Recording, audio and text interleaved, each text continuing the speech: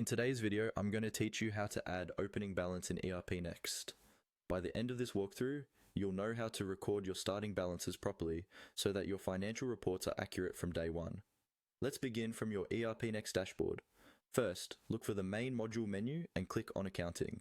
This is where all your finance-related features live, including general ledgers, invoices, and of course, journal entries. Opening balances are entered through a journal entry, so that's exactly where we're headed. Once you're inside the accounting module, find and click on Journal Entry. This will take you to a list of existing journal entries if you already have some in the system. Think of this page as the history of all your manual financial postings.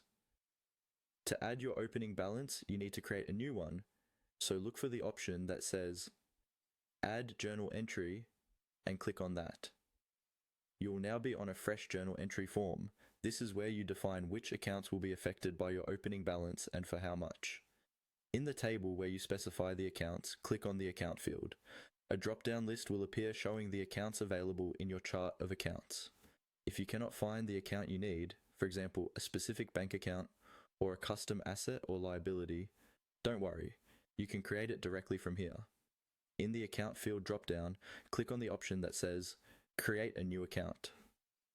This is very useful when setting up opening balances because you often need to mirror the exact structure of your previous accounting system.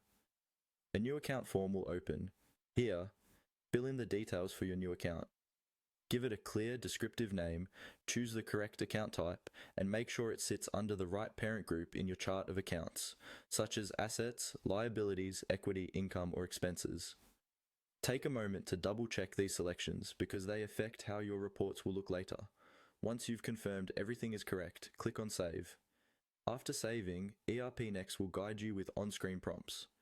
Follow these prompts carefully. They may highlight required fields, validation messages, or suggestions to ensure your account and opening balance are set up correctly according to your company settings.